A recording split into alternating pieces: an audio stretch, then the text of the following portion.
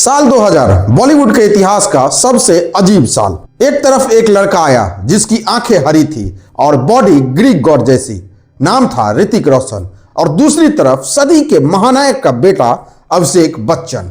अभिषेक बच्चन की लॉन्चिंग किसी राष्ट्रीय त्योहार से कम नहीं थी, लेकिन किसे पता था कि बच्चन सरनेम जो उनका सबसे बड़ा कवच था वही आगे चलकर उनका पिंजरा बन जाएगा। आज हम अभिषेक बच्चन के कैरियर का फुल रिव्यू करेंगे और आपको बताएंगे कि गुरु, युवा और सरकार जैसी कल्ट क्लासिक देने के बाद भी जूनियर बच्चन सुपरस्टार वाली रेस से क्यों पिछड़ गए। अभिषेक की फिल्मी सफर की शुरुआत के बारे में एक हिडन डिटेल है जो कम लोग जानते हैं। अभिषेक का डेब्यू जेपी दत्ता की रिफ्यूजी से हुआ, लेकिन वो उनकी पहली पसंद नहीं थी। अभिषेक बच्चन पहले शेखर कपूर की एक फिल्म से डेब्यू करने वाले थे जो कभी बनी ही नहीं। शुरुआत में अभिषेक को इंडस्ट्री ने गलत तरीके से पेश किया। उन्हें रोमांटिक हीरो बनाने की जबरदस्ती कोशिश की गई। सच्चाई यह है कि उनकी शुरुआती 15 से 17 फिल्में लगातार फ्लॉप या एवरेज रही। एक समय ऐसा आया था जब अभिषेक बच्चन ने इंडस्ट्री छोड़ने का मन बना लिया था। उन्होंने अपने पिता से कहा था, मैं शायद एक्टिंग के लिए नहीं बना हूं, लेकिन पापा अमिताभ बच्चन ने उन्हें रुकने को कहा। अभिषेक की किस्मत तब पलटी जब मणिरत्नम उनकी जिंदगी में आए। यह वह दौर था जब उन्होंने साबित किया कि वो सिर्फ स्टार की नहीं है।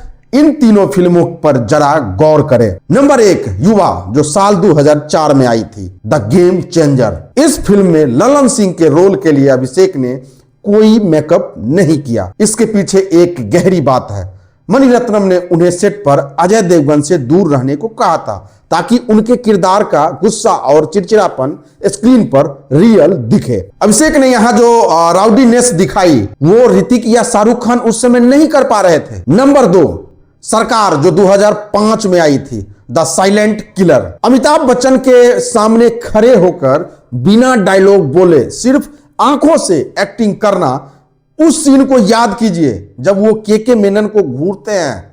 वहां अभिषेक बच्चन ने एंग्री यंग मैन की विरासत को सही मायने में संभाला था। और नंबर 3, गुरु, जो साल 2007 में आई, द मास्टरपीस। यह फिल्म अभिषेक के करियर की लगान थी। गुरुकांत देसाई के रोल के लिए अभिषेक ने 10 से 15 किलो वजन बढ़ाया था। उन्होंने अपने चलने का तरीका तक बदल डाला।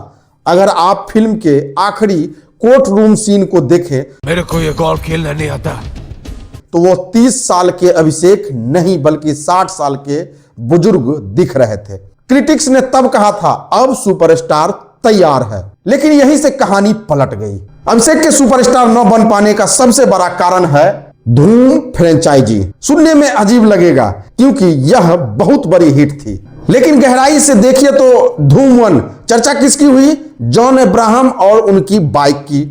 धूम 2 चर्चा किसकी हुई? ऋतिक रोशन और उनकी चोरी की। धूम 3 चर्चा किसकी हुई? आमिर खान की। अभिषेक बच्चन इस पूरी फ्रेंचाइजी के हीरो थे, एसीपी जय दीक्षित, लेकिन यशराज फिल्म्स की मार्केटिंग और स्क्रिप्ट ने हमेशा विलेन को ग्लोरीफाई किया। अभिषेक को एक ऐसी हिट मिली जिसका फायदा उनके स्टारडम को नहीं बल्कि उनके को स्टार्स को मिला। यह उनके कैरियर का सबसे बड़ा स्ट्रेटेजिक फेल्योर था। इसके बाद कुछ ऐसी गलतियां हुई जो उनके लिए घातक साबित हुई। पहली, द्रोणा, जो 2008 में आई।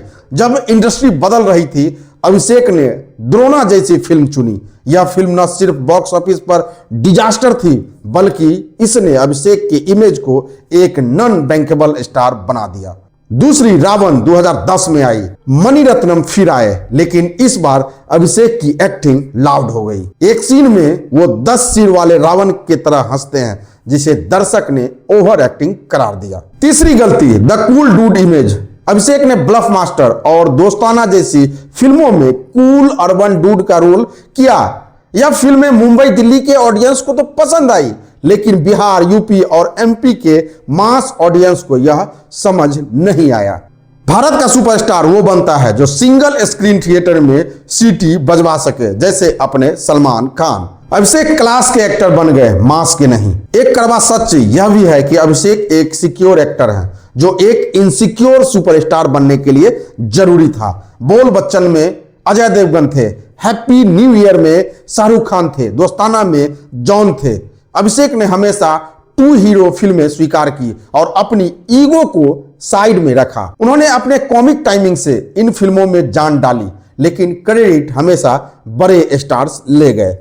अगर वो उस समय सेल्फिश होकर सिर्फ सोलो हीरो फिल्म करते तो शायद रिस्क ज्यादा होता, लेकिन रिवॉर्ड भी बड़ा होता।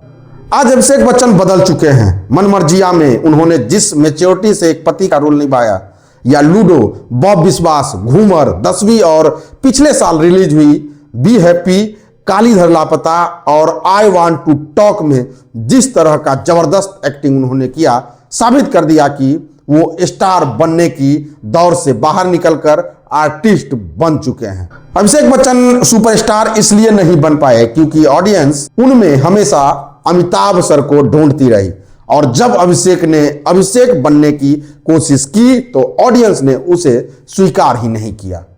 वो बॉलीवुड के वो राजकुमार हैं जिन्हें गद्दी तो नहीं मिली, लेकिन जिन्होंने अपनी अलग रियासत बना ली है।